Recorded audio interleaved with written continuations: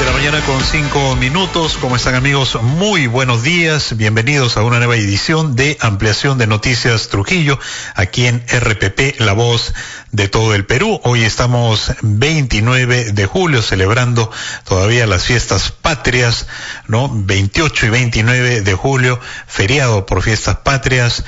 Un saludo, un fuerte abrazo para todos los trujillanos, liberteños que nos acompañan a esta hora de la mañana y que estén disfrutando de este momento tan importante para nuestro país. Muy bien, el presidente de la República ofreció ayer su mensaje presidencial por fiestas patrias en el Parlamento, y uno de los primeros balances que ofreció de su gestión estuvo vinculado al desarrollo económico en nuestro país. Un tema clave porque es indudable que estamos atravesando una situación económica complicada. Vamos a conversar sobre este tema con el señor Carlos Pastor, decano del Colegio de Economistas de La Libertad. Señor Carlos Pastor, muy buenos días, bienvenido a RPP. Buenos días, señor Carlos González, muy amable por la invitación, atento para poder compartir con usted sobre el mensaje presidencial y lo que nos espera. Sí, de manera general, señor Pastor, ¿qué le pareció el discurso presidencial de Pedro Castillo? Bueno, en primer lugar fue confrontacional ante el Congreso, ante la prensa, ¿no? Lo cual demuestra que sigue como si estuviera recién asumiendo el gobierno.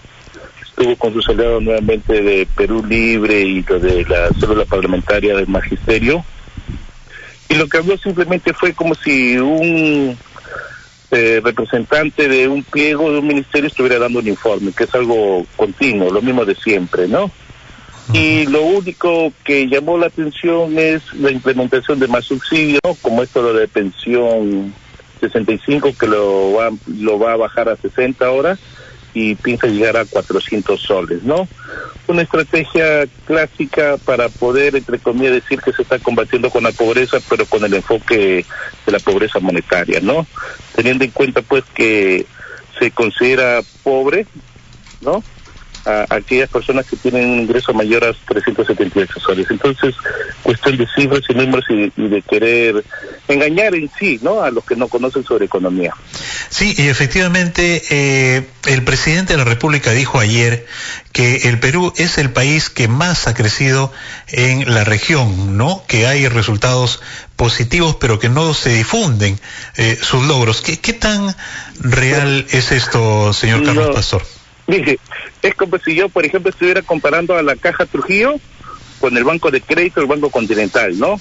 A lo mejor la Caja Trujillo en su fondo tiene, supóngase, 1.000 millones, y ahora colocó 1.500, subió el 50%, pero el Banco de Crédito tiene 100.000 millones, colocó ahora 150.000 millones, no es lo mismo, pues, pero en términos, cuando los gestores queremos impresionar a nuestro auditorio, hablamos en términos relativos, ¿no es cierto? Y no lo hablamos con términos nominales. Entonces, simplemente es así, no podemos hablar de eso. Si bien es cierto, en términos relativos estamos mejor que Chile, y acá una llamada de atención, ya que nuevamente habló de la famosa Asamblea Constituyente. Chile ahorita, su PBI, pues su crecimiento ha caído, y ya saben por qué. Por la crisis de su famosa convención constitucional que terminó, y están en proceso de aprobar su constitución en el mes de septiembre. Felizmente los chilenos ya abrieron los ojos y van a votar en contra de esa propuesta de constitución antisistema, lo cual acá en el Perú, al margen de los errores de nuestro Congreso, se ha opuesto al Congreso porque le puso un candado que no va a la Asamblea Constituyente, y también la misma sociedad civil. Entonces, por favor, que no nos sorprenda el presidente.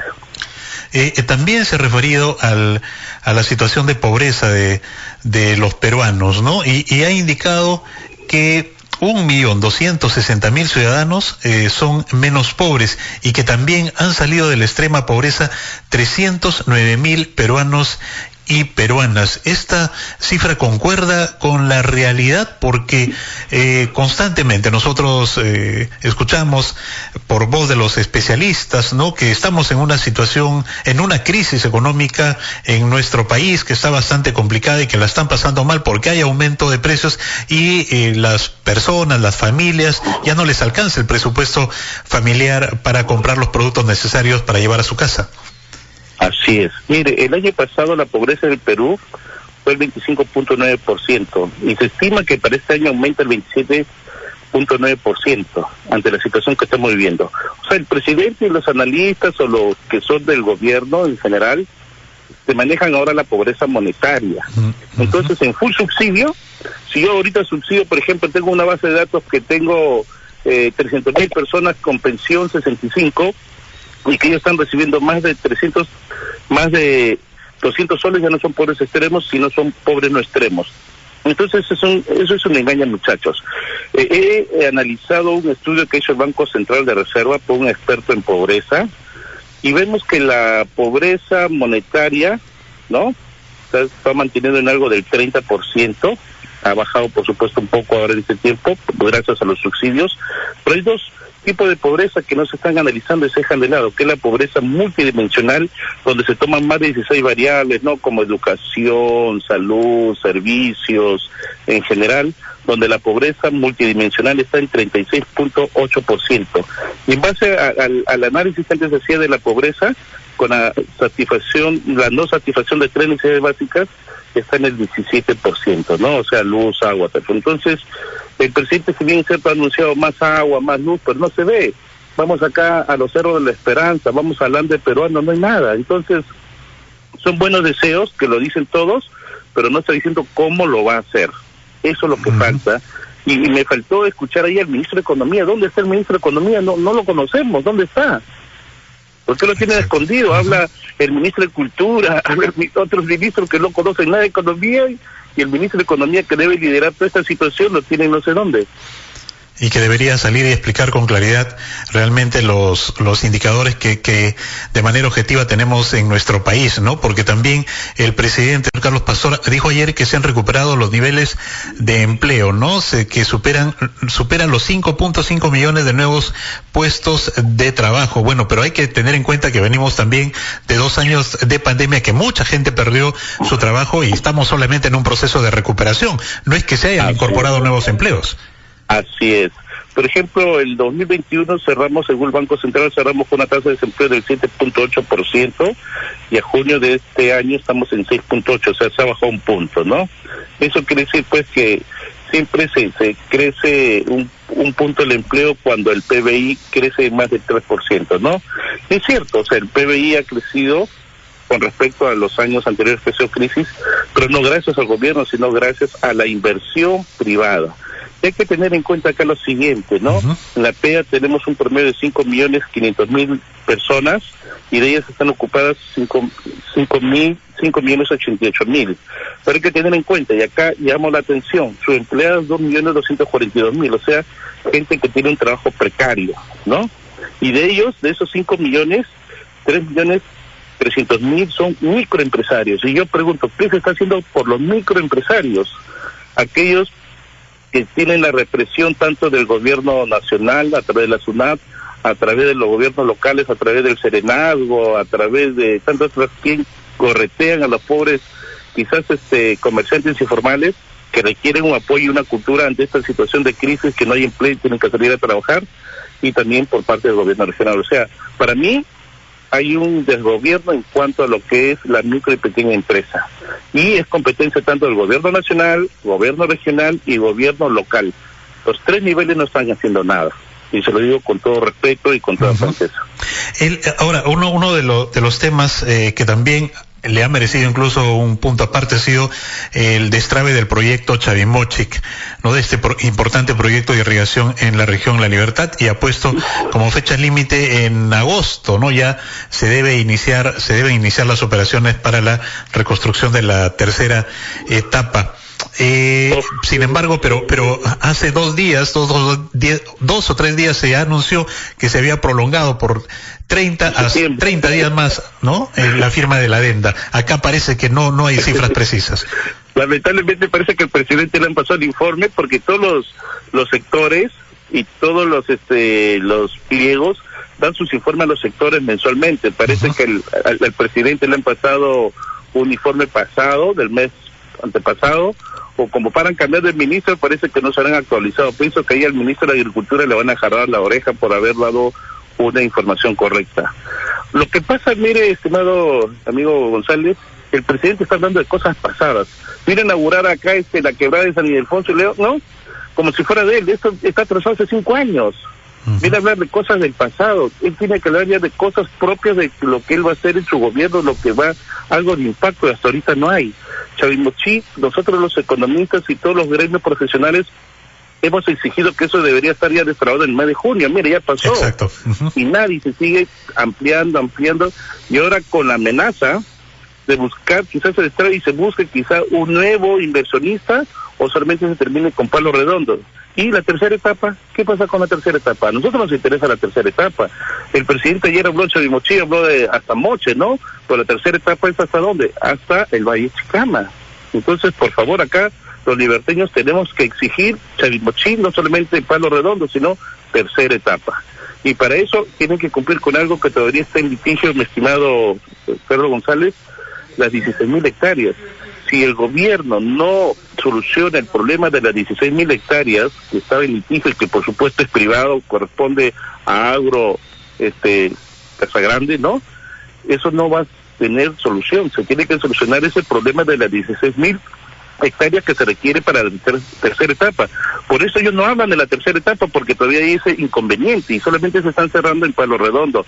Que no nos engañen y solucionen ese problema de las 16.000 hectáreas. Me llama la atención por qué ni siquiera el gobierno regional ni nadie hace hincapié que hay esa deficiencia sobre las 16.000 hectáreas que se requiere para la tercera etapa. Yo le solicito a usted, por favor, que quiera una audiencia a nivel nacional e internacional, exigir al gobierno nacional, regional, etcétera, que se solucione el caso de las 16.000 hectáreas, por lo cual fue para que se deje sin efecto el contrato por la contratista y se dé la solución de las 16.000 hectáreas, si no, nunca va a haber la tercera etapa. Saneamiento y habilitación que se necesitan esas hectáreas para que ahí se pueda desarrollar el proyecto, ¿no? Y es privado, no es público, o sea, esas 16.000 hectáreas corresponde a Casagrande, es de Casagrande, o sea, el gobierno tiene que negociar con Casagrande, pagarle un custiprecio, lo que sea, pero no expropiar. Lo que hicieron en el 2014 simplemente fue una mala jugada, y se lo digo, ¿no? Porque quisieron hacer un mal acto, en anular una inscripción, no, una partida electrónica de una propiedad antigua, y pusieron a nivel de gobierno. Por eso Casagrande le ganó a la región, a Chavimochi, y recuperó sus 16.000 hectáreas. Eso se tiene que solucionar, y yo lo pongo ahorita a debate en la mesa y nadie lo dice.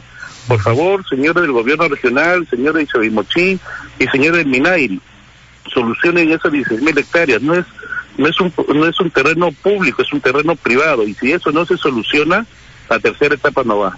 Muy bien. Una última consulta, señor Carlos Pastor. ¿Qué temas económicos han estado ausentes durante el discurso presidencial y que usted, como especialista en el tema, le hubiese sido importante escuchar? Bueno, el presidente él ha hablado que el PBI ha crecido. Sí, ha crecido. ¿Gracias a quién? Gracias al sector privado. Pero no ha dicho el presidente que la inversión pública ha caído, miren usted, comparando, ¿no?, a un menos 13.7%. ¿Qué pasó con la inversión pública? Y anteriormente estuve escuchando ahí en radio programas, ¿no? ¿Producto de qué es esto? Corrupción. ¿Cuál es la lucha que hay contra la corrupción, tanto a nivel público y privado? Menos 13.7%. ¿Cuántos proyectos no se ejecutan? Y teniendo recursos presupuestales. Miren lo de la quebrada, más de 4 años y recién, todavía la primera piedra, ojalá que se ejecute. Gracias a Dios, al margen de la crisis, la inversión privada creció en 0.8, pero mire usted, menos 13.7 el sector público. En el 2021, que se recuperó la economía, la inversión privada creció un 37% y la inversión pública 24%. Entonces, que no nos vengan a engañar. En general, la inversión privada ha caído la inversión en general ha caído un menos 14%. Y otra cosa, los ingresos del gobierno han subido, a través de los impuestos. Y también, entonces, si hay ingresos, que por favor lo canalicen bien y se inviertan bien. Otra cosa, la inflación, nos preocupa la inflación. Si bien es cierto, tenemos un gran banco central de reserva que lo lidera Julio Velarde, se han aplicado desde el año pasado las medidas correctas. Mire usted, la tasa de referencia el año pasado fue 0.25, hoy día a la fecha estamos en 6%. Ese es un ajuste que ha hecho el Banco Central para restringir la demanda de dinero, y si no hay dinero no se consume. Entonces esa restricción de dinero permite que baje el consumo y por consiguiente va a bajar la inflación. Tenemos una inflación ahorita acumulada del 8.81%, y eso es sorprendente, y la que mayor intensidad ha tenido es el caso de alimentos, servicios, electricidad. Otra cosa, no estamos de acuerdo con que el presidente de su gobierno quiera tomar el Fondo Privado de Pensiones. Si él quiere crear otro sistema nacional de pensiones, que lo haga, pero que no afecte contra la libertad de nosotros los trabajadores. Yo, por ejemplo, libremente yo he escogido por el sistema privado de pensiones. El gobierno no me puede obligar y tomar mis recursos para usarlos ellos como caja chica. Hay que tener en cuenta que de las inversiones del Fondo Privado de Pensiones, el 17%, ¿no?, de esas inversiones se lo presta el gobierno. El otro 16% se lo presta el sistema financiero. Y al margen de que el sistema, la gente está retirando su dinero, en el año 2020 teníamos 163.000 millones en el fondo, en el 21 bajó a 131.000, y hoy, a junio, en el 2022, con esto de la retirada que ha habido, tenemos 121.000 millones. Si bien es cierto, por la crisis internacional ha bajado la rentabilidad, pero al menos con lo que se ha ganado anteriormente se compensa.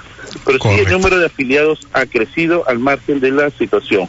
Yo sí exijo al gobierno que respete el sistema de pensiones.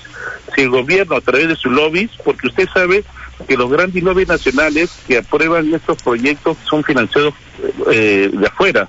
Si sus proyectos son aprobados, ellos ganan una gran comisión. Y eso, por favor, que no nos vengan a engañar. Si usted ve quienes promueven estos proyectos del sistema de pensiones, de salud, etcétera, son exministros, y estos exministros tienen sus consultoras, y cuando les aprueban un proyecto ellos ganan un bono de... Correcto.